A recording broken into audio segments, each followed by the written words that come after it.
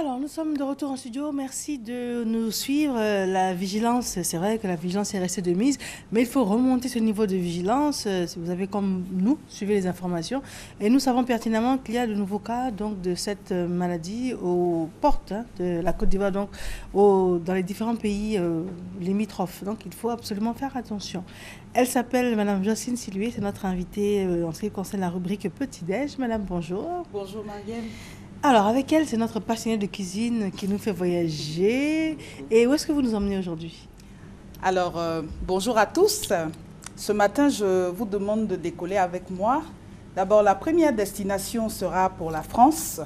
La France, précisément à Marseille, par rapport à cette petite entrée-là, qu'on appelle la tapenade noire. Ensuite, nous irons en Inde avec cette bonne soupe à la sole, voilà, et ensuite vous aurez des yaourts au litchi. La raison pour laquelle vous avez arboré cette tenue de circonstance. Oui, bien sûr. Très bien. Bien sûr. Alors, pour l'entrée, on est à Marseille. On est à Marseille, voilà. Marseille, pendant l'été, c'est le soleil, la mer, les marinas. Vous avez le Mistral, le vent, le célèbre vent de Marseille qui requinque, qui restaure. Alors, vous avez à Marseille, imaginez un peu ces belles terrasses-là, ensoleillées. Et comme apéritif, on va vous proposer de la tapenade noire. Voilà, que vous voyez vraiment à votre écran. C'est très appétissant. Et voilà, c'est constitué à la base d'olives noires. D'olives noires et de quelques éléments qu'on va dérouler tout à l'heure. Le moment est arrivé. Très bien, très bien. Alors, pour réaliser cette tapenade-là, vous avez besoin des anchois. Vous avez besoin aussi d'huile d'olive, du sel, du poivre. Et ensuite, comme je disais, l'élément clé de cette recette-là, c'est l'olive noire. L'olive noire dénoyautée, concassée, pilée au mortier ou au mixeur à faible vitesse pour que vous ayez cette belle petite purée-là que vous répandez sur du pain de son, du pain de mie, des biscottes, des toasts. Tout dépend de ce que vous avez sous la main. Mais ce qui me surprend un peu, c'est qu'à la base, l'anchois, qui est donc, c'est un poisson qui est déjà très salé. Oui. Et puis l'olive est salée. Oui. Donc on a l'impression a priori que ce sera très salé. Ça sera un tout petit peu salé. Mais il y a une petite astuce que je vais vous donner. Au niveau des anchois, c'est des filets, comme Mariam l'a dit, vraiment des poissons très salés. Vous les dessalez tout simplement à l'eau.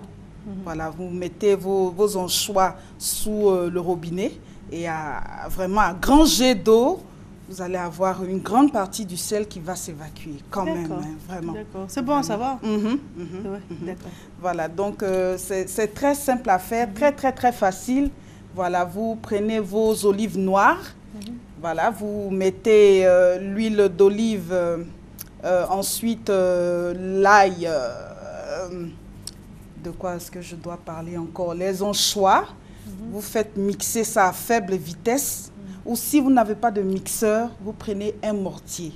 Un mortier, vous pilez délicatement afin d'obtenir cette pâte-là, voilà, que vous répandez bien évidemment sur du pain, du toast, du pain de mie, des biscottes.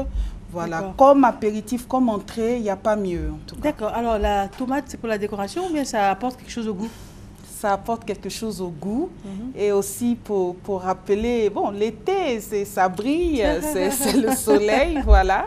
La décoration est faite aussi pour ça, voilà. C'est très beau. Très bien. Et puis par-dessus, un peu de persil. Oui, un peu de persil. Très bien. Voilà. Alors ça, ce serait pour l'entrée. Oui, ça sera pour l'entrée. D'accord, par la suite. Par la suite, nous avons cette belle soupe de lentilles à la sole. Voilà, et c'est un repas déjà pour reposer l'estomac, parce que je sais que ce week-end, on a beaucoup fêté, on a beaucoup mangé. Alors ce lundi-là, pardon, ayez pitié de votre estomac, faites-vous cette belle petite soupe, vraiment très riche, très condensée en éléments vraiment vitaux, avec le poisson que vous voyez là. Alors le poisson, c'est le poisson sole, hein? Oui, poisson sole. D'accord. Voilà, très charnu, très plat mais charnu, vraiment très bon en bouche. Vous avez aussi des des poivrons verts, de l'oignon pour apporter un peu d'éléments à mâcher.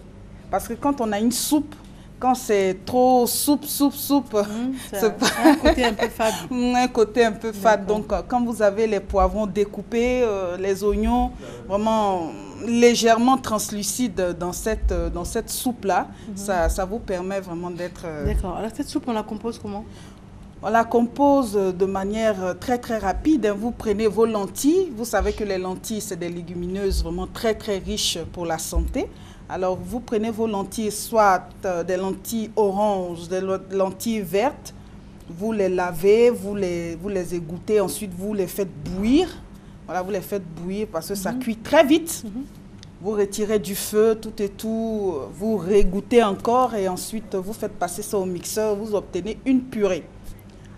Vous laissez attendre. Ensuite, dans une autre casserole, vous faites... comment dire ça, revenir les oignons, les poivrons, tout ça, les poireaux, le curcuma, le sel, le poivre. Le curcuma, qu'est-ce que c'est? Oui, le curcuma. Là c'est pour ça que je vous ai parlé de cette escapade en Inde. C'est une plante vraiment utilisée dans les plats hindous. Vraiment, c'est une épice qui s'apparente un peu au safran, mais ce n'est pas le safran.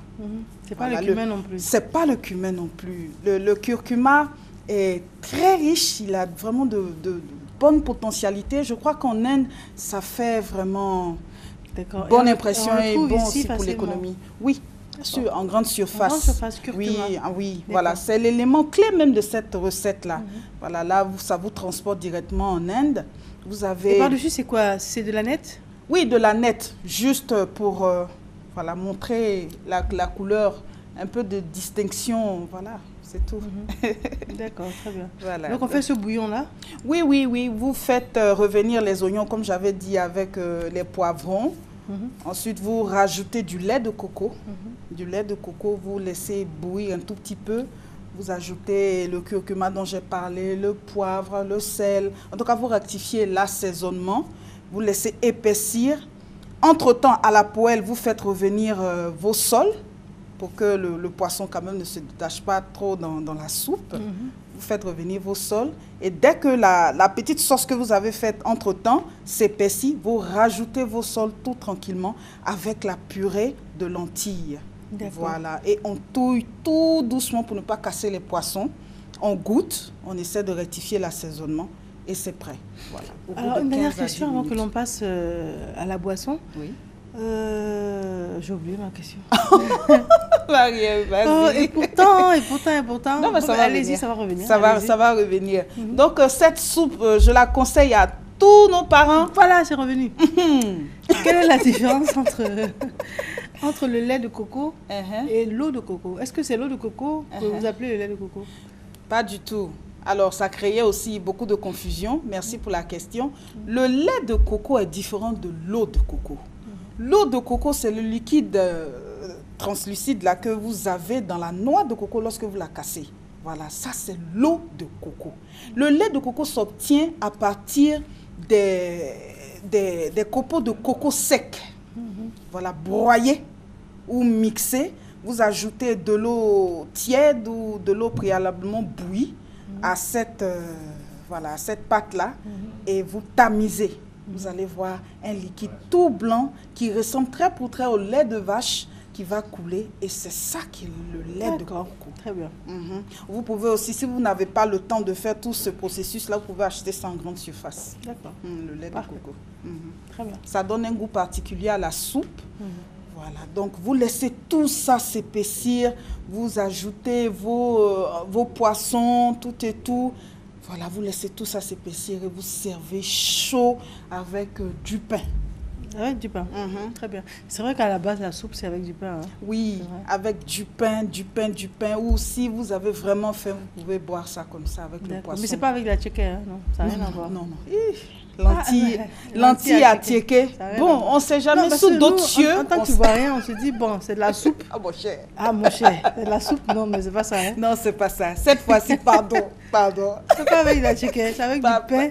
Avec du simple comme pain ça. simple comme ça. D'accord. Voilà, vous prenez ça, c'est bon, ça fait reposer l'estomac. D'accord, alors il est 7 heures, nous avons un élément à proposer avant de revenir pour la conclusion, et puis pour nous parler donc de ce litchi au yaourt. Voilà. Et l'élément que nous avons, cela concerne la grippe aviaire. À tout de suite.